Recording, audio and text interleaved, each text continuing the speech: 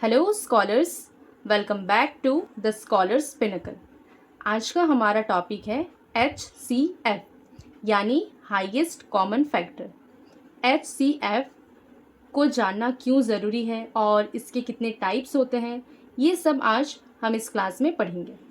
लेकिन HCF शुरू करने से पहले मैंने आपको कुछ बेसिक टॉपिक्स के बारे में बताया था, जैसे कि प्राइम फैक्टराइजेशन। प्राइम फैक्टराइजेशन क्या होता है, इसे फाइंड आउट करने के कितने टाइप्स है, ये सारी डिटेल्स हमने पिछले क्लासेस में कवर किए हैं। अगर आपने वो वीडियोस नहीं देखा तो पहले उन्हें ज़रूर से देख लें, क्योंकि वही है हमारा फाउंडेशन। तो चलिए शुरू करते हैं आज का हमारा क्लास। पहले हम ये जानते हैं व्हाट इज़ HCF। डेफिनेशन यहाँ पे लिखा है, आप डेफिनेशन को रीड कर सकते हैं। मैं सिंपली इसका जो मीनिंग है वो आपको एक्सप्लेन करती हूँ। HCF का मतलब होता है वो सबसे बड़ा नंबर जो दिए गए वैल्यूज़ को एग्जैक्टली डिवाइड कर सके। एग्जैक्टली डिवाइड करने का मतलब है कि जब आप डिवाइड करें तो आपका रिमाइंडर 0 आए। HCF फाइंड आउट करने के लिए हमारे पास है 3 methods. First listing factor method, second prime factorization method, third division method. पहले हम लिस्टिंग फैक्टर मेथड को सीख लेते हैं, जिसके हेल्प से आप HCF फाइंड आउट कर सकते हैं। Example, find the HCF of 8 and 12। पहले हमें लिखना है फैक्टर्स ऑफ 8, यानी 8 किस किस के टेबल पे आते हैं, 1 2 4 8। फैक्टर्स ऑफ 12, 12 किसके किसके टेबल पे आते हैं, 1 2 3 4 6 and 12।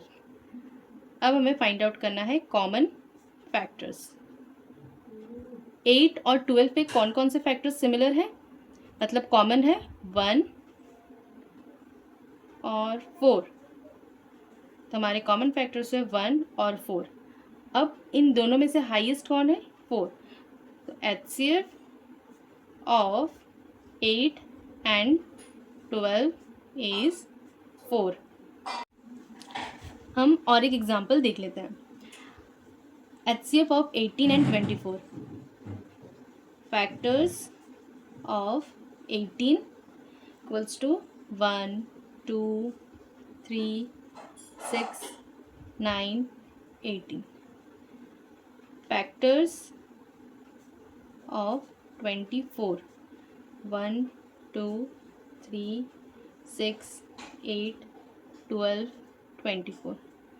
Common factors,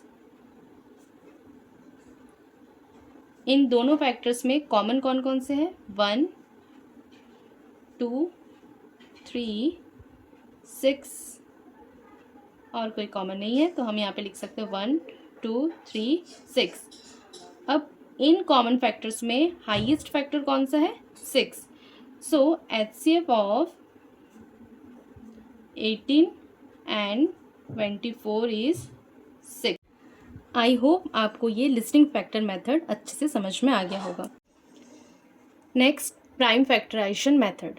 example, find the HCF of 144 and 198 by the prime factorization method. सबसे पहले हमें लिखना पड़ेगा 144। अब इसका हमें निकालना है प्राइम फैक्टराइजेशन मेथड से HCF। 144 को पहले हम 2 से स्टार्ट कर सकते हैं डिवाइड करना।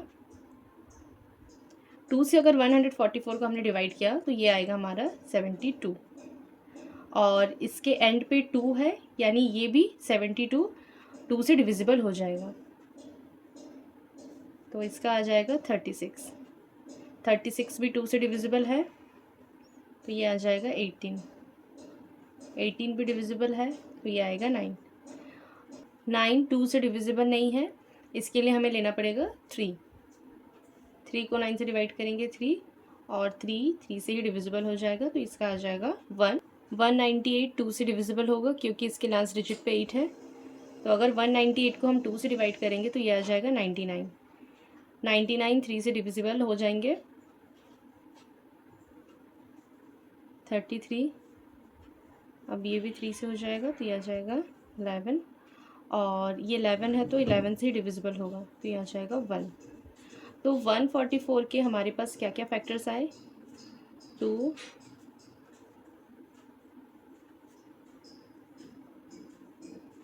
3। और 198 के क्या क्या फैक्टर्स हैं? 2, 3, 3, 11। अब हमें इन दोनों फैक्टर्स में से कॉमन फैक्टर्स फाइंड आउट करना है। तो 144 पे 2 है और 198 पे भी 2 है, तो ये कॉमन हो गए, और ये भी 3 है, और ये 3 और 3 और 3। तो HCF ऑफ 144 एंड 198 का हो जाएगा, हम यहाँ से लेंगे 2, 3 और 3। 2 3 ज़ा 6, 6 3 ज़ा 18। तो ये रहा प्राइम फैक्टराइजेशन मेथड। अब आते हैं हम थर्ड मेथड पे, बाय डिवीज़न मेथड। अब डिवीज़न मेथड के हेल्प से हमें HCF फाइंड आउट करना है।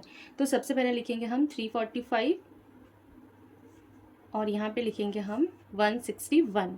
अब हमें 161 और 345 को डिवाइड करना है। सबसे पहले हमें ये चेक करना है क्या 161 के टेबल पे 345 आता है? नहीं आता है, तो हम लिखेंगे 161 2 ज़ा 322। 161 काफ़ी बड़ा नंबर है, इसका टेबल हमें याद नहीं होता है स्कॉलर्स, इसलिए आप इसको मल्टीप्लाई करके नंबर्स को चेक कर सकते हैं। अब 161 2 ज़ा 322 हुआ, अब इसको हमें माइनस करना है, तो ये हो जाएगा 3 और ये 2। 3 माइनस 3 0 होता है, इसलिए मैंने इसको नहीं लिखा। तो ये डिवीज़न मेथड यहीं पे कंप्लीट नहीं होता है, हमें इसको तब तक कंटिन्यू करना है जब तक हमारे पास रिमाइंडर 0 ना आ जाए। अब 23 को फिर हमें डिवाइड करना है 161 के साथ। 161 यहाँ से हमने इसको यहाँ पे लिखा है। अब हमें चेक करना है क्या 23 के टेबल में 161 आता है? तो ये आता है 7 ज़ा में 161। आप अगर कंफ्यूज हो रहे हैं ये 7 कैसे आया, तो आप 23 के टेबल को लिख सकते हैं, मल्टीप्लाई करके उसके आंसर्स निकाल सकते हैं। अब 161 को 161 से माइनस करेंगे तो रिमाइंडर हमारा 0 आ गया, तो हम इसको और कंटिन्यू नहीं करेंगे। तो हमारा HCF क्या बनेगा? ये 23। इसका मतलब 161 एंड 345 का HCF बना 23।